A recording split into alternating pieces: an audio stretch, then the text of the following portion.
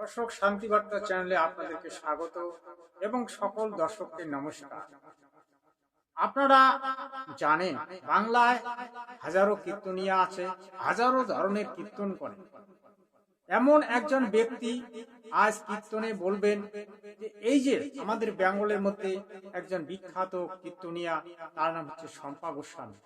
এই শম্পা গোস্বামীর চরিত্রটা কেমন, এই নিয়ে আজকে তিনি বিস্তারিত বলবেন। আপনারা ভিডিওটি যদি শেষ পর্যন্ত দেখেন তাহলে শম্পা গোস্বামীর মতো কীর্তনিয়ার চরিত্র কতটা মহান, কতটা খারাপ এবং কতটাই বা গুণের, কতটাই বা অগুণের, সে সম্পর্কে আজ কিন্তু বিস্তারিত এই ভিডিওতে আলোচনা হবে। তারপরে সঙ্গে আছেন দীনবিষ্ণু ঠাকুর, প্রদীপ পাল এবং আরো অনেক ধরনের কীর্তনিয়া।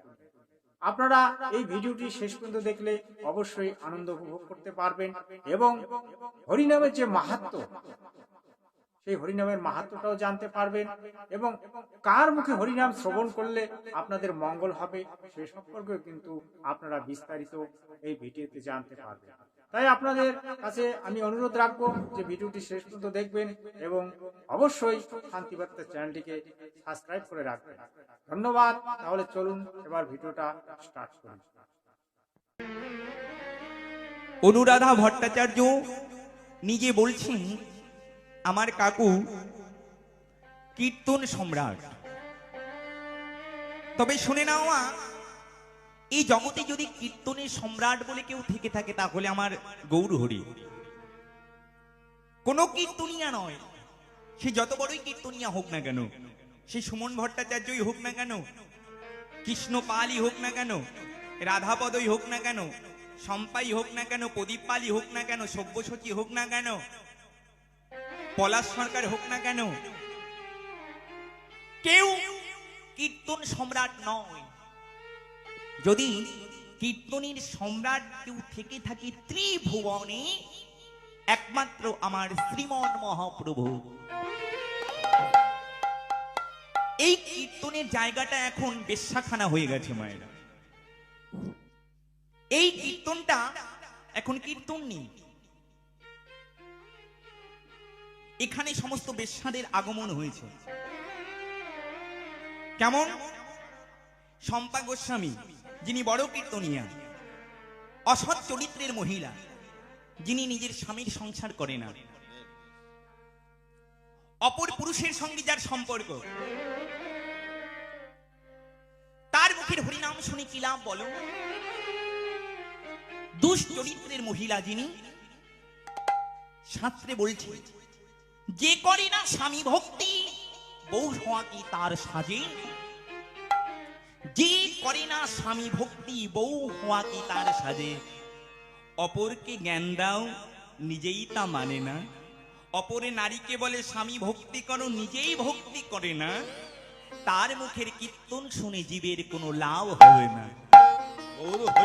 এমন কীর্তনিয়া হয়ে কি লাভ? নিজে নিজের স্বামীকে ভক্তি করে না, অপরকে জ্ঞান দেয়। এমন কীর্তনিয়ার মুখ দর্শন করা ভালো নয়। এ তো নিজে নরকে যাবি। আচ্ছা, আমরা এত বলি তোমরা ভক্ত হও, ভক্ত হও, ভক্ত হও। আর এই ভক্ত হওয়া কি অত সোজা? ভক্ত আম শক্ত নয় রে। ভক্ত হতে গেলে অনেক কিছু পরিত্যাগ করতে হয়। এখনো নিজের ভিতরে কামনা বাসনা পরিত্যাগ হয় নাই। নিজের স্বামীকে যে স্বামী বলে মানে না, অপরকে জ্ঞান দিলে পারে অপর ব্যক্তি তোমার কাছ থেকে কি শিখবে বলো? আগে নিজে ভালো না হলে অপরকে ভালো করা যায় না, যায় না। শুধু ইনি নয়, এই যে আমাদের কৃষ্ণপাল বাবু বড় কীর্তনিয়া, ইনিও কিন্তু নেশা করেন। তাহলে এত বড় বড় নাম তাদের চরিত্র কিন্তু ঠিক নাই। রাধাপদ ঘোষ তিনি এখন বলেন সবাইকে নিরামিষ আহার করো, ভক্ত হও। তিনি কিন্তু এক সময় খাসির মাংস দিয়ে ভাত খেয়ে তারপরে আসরে উঠত কীর্তন করতে। হ্যাঁ গো, পেছনের দিনের কথা কি ভুলে গেলে? দর্শক মন্ডলী, আপনারা শুনলেন এই কীর্তনিয়া শ্রীমুখ থেকে শম্পা গোস্বামী সম্পর্কে অনেক তত্ত্ব কথা বলতে পারেন। কেমন তত্ত্ব কথা? এগুলো হচ্ছে গ্লানির তত্ত্ব কথা। অর্থাৎ এই শম্পা গোস্বামীর চরিত্রটা যে কতটা ভালো সেটা কিন্তু তিনি বলে দিলেন। এটাও একটা তত্ত্ব। কারণ আমরা একে অপরকে যদি না জানি, না বলি, তাহলে কিন্তু পুরোটাই কি হবে? ডুবে থাকবে। পাপ কখনো চাপা থাকে না, আর সত্য কখনো ডুবে থাকে। এটা জানে রাখবেন। মহাভারতে আপনারা দেখেছেন ধর্মরাজ যুধিষ্ঠির কত কষ্ট ভোগ করেছিল। তিনি সত্যের জন্য লড়াই করেছিলেন। সত্যের একদিন জিদ হয়েছিল। আর ওই কৌরব দুর্যোধন পক্ষ, তারা কি? তারা পাপী ছিলেন, তারা দুষ্ট চরিত্রের লোক ছিলেন। তারা ধর্মকে দাবি দেওয়ার চেষ্টা করেছিলেন, অধর্মকে তারা বড় করার চেষ্টা করেছিলেন। শেষ পর্যন্ত তাদের ধ্বংস হয়ে গিয়েছিল। তাই আজকে আমি শম্পা গোস্বামীকে বলবো, আর যারা আমার এই ভিডিওটি দেখবেন তাদের উদ্দেশ্যেও বলছি, যে এই দুশ্চরিত্র নারীর কাছ থেকে আপনারা কীর্তন শুনে কোনো লাভ পাবেন না। কেননা চরিত্রহীন ব্যক্তির কাছে যদি আপনি ভাগবত শোনেন বা হরিকথা শোনেন, আপনার লাভ তো হবেই না। আর আপনার যেটুকু পুণ্য আছে সেটুকু ক্ষয় হয়ে যাবে, আপনি পুণ্যহীন হয়ে পড়বেন। তাই বাংলায় 100 বছর, 50 বছর, 30 বছর, 20 বছর, 5 বছর কৃষ্ণ ভক্তি করেও ওই ভক্তরা কোথায় যায়? নরকে চলে যায়। কিভাবে যায় আমি ছোট্ট করে বলি। সাধুর চিন মরিবার দিন। যে সাধু ভালোভাবে মরবে তাকে জানবেন সে পুণ্যকর্মী। আর যে অসাধু 5 বছর 10 বছর বিছানায় পড়ে মরবে, শরীরে পোকা লাগবে, গুয়ের মধ্যে শুয়ে থাকবে, পেশাবের মধ্যে শুয়ে থাকবে, অনেক জ্বালা যন্ত্রণা কষ্ট ভোগ করে মরবে, জানবেন তার কর্ম ঠিক মতো হয়নি। তাই আজ শম্পা গোস্বামীকে আমি বলবো যে আপনি আজ বাংলাটাকে নষ্ট করে দিয়েছেন, বাংলার ভক্ত সমাজকে নষ্ট করে দিয়েছেন। আপনি একটা কুলাঙ্গার, আপনি একটা কলঙ্কিনী, আপনি একটা ভ্রষ্টা নারী। তোমার মুখ থেকে হরিকথা শুনে কারো কোনো লাভ হয় না, বরং লোকসান হচ্ছে। হরিকথার তুমি কি জানো? তুমি তো ওই গোলকপতি কৃষ্ণের কথা বলছো, তুমি তো ওই যশোদা মায়ের যে সন্তান সেই কৃষ্ণের কথা বলছো, ওই দেবকী মায়ের যে সন্তান সেই কৃষ্ণের কথা বলছো। তুমি কি জানো আসল কৃষ্ণ? সেটা তুমি জানো? আসল কৃষ্ণ হচ্ছে ব্রহ্ম কৃষ্ণ। গৌরাঙ্গ মহাপ্রভু এই কৃষ্ণের কথা বলেনি, তিনি বলেছিলেন, গৌরাঙ্গ মহাপ্রভু বলেছিলেন সেই ব্রহ্ম কৃষ্ণের কথা। আর আপনি যশোদা মায়ের সেই কৃষ্ণের কথা নিয়ে সকলকে মাতিয়ে তুলেছেন, সকলকে বলছেন কৃষ্ণ নাম গাহো। তুমি নিজেই জানো না যে আমাকে কোন কৃষ্ণ নাম গাইতে হবে। ওরে শম্পা গোস্বামী দিদি, আমি তোমাকে অনেক শ্রদ্ধা সম্মান করতাম, কিন্তু এই ভিডিওটা দেখার পরে, জানার পরে তোমার প্রতি আমার শ্রদ্ধা সম্মান একেবারে ডুবে গেল। আশা করি আমার এই ভিডিও যারা দেখবেন তারাও শ্রদ্ধা সম্মান করবেন না। কেননা আপনি আপনার জীবনে যতটুকু পুণ্য সঞ্চয় করেছেন সেই পুণ্যটুকু আশা করি আপনি শেষ করতে চাইবেন না। তাই এই কলঙ্কিনী, এই কুলাঙ্গার কীর্তনিয়া থেকে দূরে থাকবেন। আরো বলি, গীতায় যে বাণী আছে, মাহাত্মে দেখবেন 18 অধ্যায়ের পরে যে গীতা মাহাত্ম্য আছে, সেখানে দেখবেন যে গীতা পড়ে নাই, যে গীতা জানে না, যাহার জ্ঞান গীতায় কীর্তিত হয় নাই, তার মনুষ্য জন্মে ধিক, তার কুলশীলতাকে ধিক, তার বংশে ধিক, তার শিক্ষায় ধিক, তার মান মর্যাদাতে ধিক, তার স্ববংশে ধিক। গীতা জ্ঞানদাতা এটা বলেছিলেন। তুমি ব্রহ্ম কৃষ্ণের কথা না বলে তুমি কোন কৃষ্ণের কথা বলছো? সেই কৃষ্ণ কে জানো? সেই কৃষ্ণ ব্রহ্ম কৃষ্ণের খেলার পুতুল ছিল। আজকে বলতে বাধ্য হচ্ছি, আপনারা অনেকে দুঃখ পাবেন, কিন্তু কথাগুলি সত্য ভাই। আমি অনেক রিসার্চ করেছি, হয়তো আমার কপালে কোনো ফোঁটা নেই, গলায় মালা নেই, তাই বলে কি আমি তত্ত্ব কথা জানি না? আমি তত্ত্বদর্শী গুরুর শিষ্য। জোর গলায় আমি বলতে পারি, জগতে অনেক গুরু আছে ভাই, সদ্গুরু অতি বিরল, আর তত্ত্বদর্শী গুরু তো আরো অতি বিরল। তত্ত্বদর্শী গুরু একটাই হয় মাত্র, হাজারো হয় না। আর সদ্গুরু একটাই হয় ভাই। সদ্গুরু সেই হয় যে ব্যক্তি পরমাত্মার অংশ অবতার, অথবা নিজেই পরমাত্মা। অথবা পরমাত্মার পাঠানো কোনো দূত, সেই একমাত্র সদ্গুরু হয়।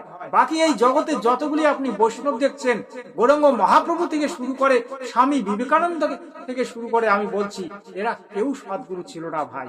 এরা জগৎগুরু ছিল আমি মানি, কিন্তু সদ্গুরু ছিল না। তাই সদ্গুরুর আশ্রয় গ্রহণ করলেই তবে আপনি সদ্ভক্তি পাবেন, সৎ জ্ঞান বুঝবেন, এবং আপনার যে অন্তর আত্মার বিকার সেটা নষ্ট হবে। আত্মতত্ত্ব জ্ঞান আপনি লাভ করতে পারবেন, পরম তত্ত্ব জ্ঞান আপনি লাভ করতে পারবেন। অন্যথা ওই অথার সমুদ্রের মধ্যে হাবুডুবু খেয়ে আপনি কিন্তু নিজের জীবনটাকে শাস্ত্র বিরুদ্ধ সাধনা করে শেষ করে দিচ্ছেন। তাই আমি বলবো, এই শম্পা গোস্বামীর মতো কীর্তনিয়ার মুখ থেকে যারা কীর্তন শোনে তারা পাপী, তারা নিজেরা পাপ নিজেরাই ডেকে নিয়ে আসছে। তাই এই ভিডিও দেখার পরে আমি অনুরোধ রাখবো যে শম্পা গোস্বামীর কীর্তন শুনবেন না। যদিও কেউ তাকে আসরে ডাকে, তাহলে তার কীর্তনে আপনারা যাবেন না, না হলে আপনার যেটুকু পুণ্য সেটুকু শেষ হয়ে যাবে। এর আমি প্রমাণও দিচ্ছি। আপনারা গরুর পুরাণ পড়বেন, গরুর পুরাণের আপনারা 30 থেকে 40 পৃষ্ঠার মধ্যে দেখবেন, সেখানে দেখবেন ওই যারা এই ভণ্ড, যারা আজকে হরিকথা তো বলছে কিন্তু নিজের চরিত্রটাকে ঠিক করছে না, আর তার মুখে যদি আপনি হরিকথা শোনেন তাহলে আপনাকে নরকগামী হতেই হবে। 100% গ্যারান্টির সঙ্গে আমি বলছি। এগুলো রিসার্চ করুন ভাই, ছোট্ট একটা গীতা ঘরে নিয়ে আসে পড়ুন। একজন ভক্ত কমেন্ট দিয়েছিলেন যে দাদা আপনি একটা বইয়ের কথা বলেছিলেন, সেই বইটার নাম কি? সেই বইটার নাম হচ্ছে ভাই জ্ঞান গঙ্গা। জ্ঞান গঙ্গা একটা ঘরে নিয়ে এসে পড়ুন, আপনি দেখবেন সেখানে সনাতন ধর্মের মূল তত্ত্ব কথাগুলি পাবে। আমি এখানে ছবিটি লাগিয়ে দিচ্ছি, যদি ওই ভাই আমার ভিডিওটা দেখে তাহলে সে বুঝতে পারবে। তাহলে চলুন এবার আমরা আবার ওই দীনকৃষ্ণ ঠাকুর, প্রদীপ পাল এবং গুরুদাস গাইনের কিছু কথা কীর্তন নিয়ে আমরা ভিডিওটা আবার শুরু করব। ততক্ষণে বলবো আপনার সর্বদা শান্তিবার্তা চ্যানেলটিকে ফলো করবেন, আর চ্যানেলটিকে সাবস্ক্রাইব করে নেবেন, আর সুন্দর করে একটা কমেন্ট পাঠাবেন। ধন্যবাদ আপনাকে। সুন্দর একটা দৃষ্টান্ত মনে পড়ে গেল বাবা। হরিনাম শ্রবণ করলে তার কি ফল পাওয়া যায়? হ্যাঁ, তো একটুখানি বলি মা, ছোট্ট করে শুনে নিন, ভালো করে শুনে নিন বাবা, একটু বলি শুনুন। এই সংসারের কথা বলি মা, আমরা যে ছেলে মেয়ে সংসার আত্মীয় পরিজন নিয়ে জীবন কাটাচ্ছি, তারা আপনাকে ততদিনই ভালোবাসবে যতদিন আপনার ক্ষমতা থাকবে।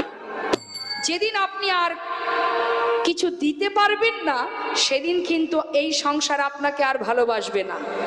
এই মায়ার সংসার ততক্ষণই ভালোবাসবে যত সময় আপনি দিতে পারবেন। তার প্রমাণ শুনুন, একটু ছোট্ট করে বলি। কৃষ্ণ হলো, এই কৃষ্ণ হলো ব্রহ্ম কৃষ্ণ। এই যে রাম কথাটা, এটা হলো ব্রহ্ম রাম। এই যে হরে কথাটা, এটা হলো ব্রহ্ম হরে। তাহলে হোয়াট ইজ ব্রহ্ম? ব্রহ্মটা কি ভালো করে ভাববেন। আমার যে ছেলেটা হরিনাম দিয়েছিল তখনকার দিনের পণ্ডিত, দুটো বাহু তুলে বলল, ব্রহ্মটাকে যদি না চিনতে পারো তাহলে তোমার মনুষ্য জীবন বৃথা। বললেন সত্য কি? বললেন সত্য অন্ধকার। এই যে আলো, আলো সত্য নয়। যার কাছে কিচ্ছু থাকে না তার কাছে অন্ধকার। তাই আলো করতে গেলে শক্তি লাগে, কিন্তু শক্তি শেষ হলে অন্ধকার আসে। তাই দর্শক, আপনারা এতক্ষণ ধরে শুনলেন চার কীর্তনিয়ার মতামত। ব্রহ্ম নাম, ব্রহ্ম কৃষ্ণ, এটা কিন্তু গুরুদাস গাই বললেন। তা আপনারা আজকে কোন কৃষ্ণের ভজনা করছেন? সেই কৃষ্ণকেই তো আপনারা চেনেন না। যে কৃষ্ণের ভজন করা দরকার সেই কৃষ্ণের ভজন না করে আপনারাই গোলকপতি শ্রীকৃষ্ণের ভজন করছেন। যে শ্রীকৃষ্ণ নিজেই ব্রহ্ম নাম জপ করতেন, ওম নাম জপ করতেন, মহাদেবের পূজা করতেন। মহাদেবটা কে? মহাদেবটাই হচ্ছে ব্রহ্ম। আপনাদের এতটুকু নলেজ নেই। আপনারা 2-4টা গ্রন্থ পড়ে কীর্তনিয়া হয়েছেন, খালি স্রেফ লীলা গল্প কথা শোনান। আপনারা কয়টা বেদের নাম জানেন? 4টা বেদের নাম জানেন, আরো একটা বেদ আছে সূক্ষ্ম বেদ, সে সম্পর্কে আপনাদের কোনো ধারণাই নেই। সেখানেই আছে আত্মতত্ত্ব কথা এবং পরম তত্ত্ব কথা। আপনারা তো আত্মতত্ত্ব জ্ঞানই লাভ করতে পারেননি। আত্মতত্ত্ব কি সেটাই তো আপনারা বোঝেন না, তাহলে আপনারা মানুষকে কেন জ্ঞান দিতে আসেন? আমি যদি বলি আত্মা সৃষ্টি কিভাবে হইয়াছে, আপনারা উত্তরই দিতে পারবেন না। আমি যদি বলি আত্মা কে, সেটা উত্তর দিতে পারবেন না। আত্মার জন্ম মৃত্যু কেন হয়, সেটা উত্তর দিতে পারবেন না। আত্মার রূপ কত প্রকার, সেটা উত্তর দিতে পারবেন না। এগুলো জানতে হবে। 2-4টা শ্রীকৃষ্ণের কথা জেনে আসর মাতিয়ে দেওয়া যায়, গানে সুর দিয়ে গান গাওয়া যায়, কিন্তু তত্ত্ব কথা বোঝা যায় না, তত্ত্ব কথা জানা যায় না।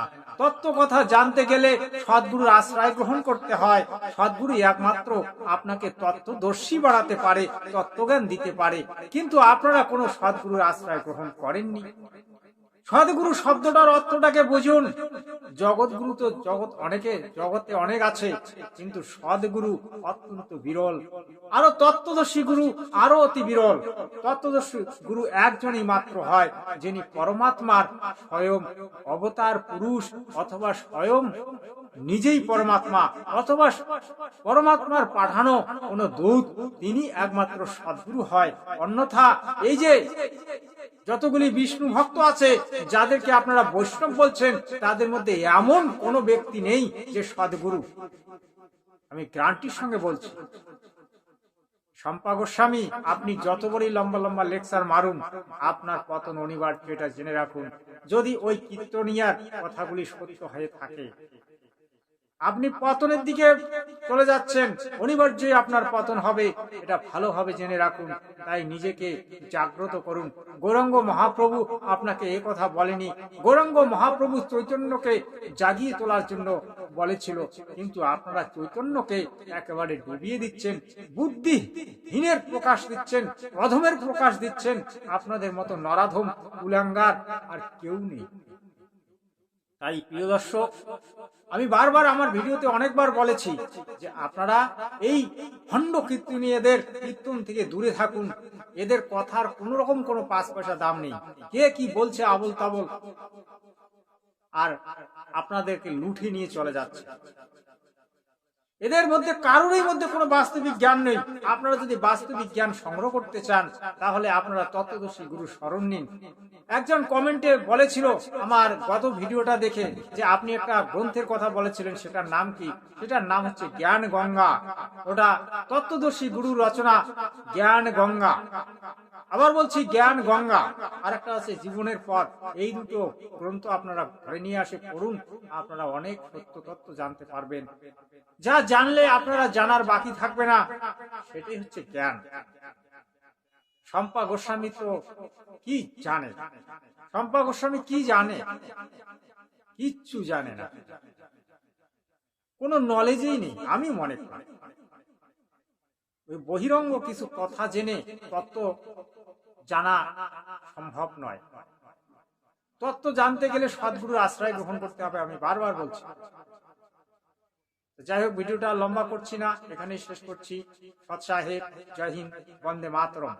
সর্বদা শান্তিবার্তা চ্যানেলটিকে ফলো করবেন, আর সর্বদা শান্তিবার্তা চ্যানেলকে আপনারা কমেন্ট করবেন, তাহলে আপনাদের উদ্দেশ্যেই আমি সুন্দর সুন্দর ভিডিও নিয়ে আসবো। আবার বলবো, জয় হিন্দ, বন্দে মাতরম।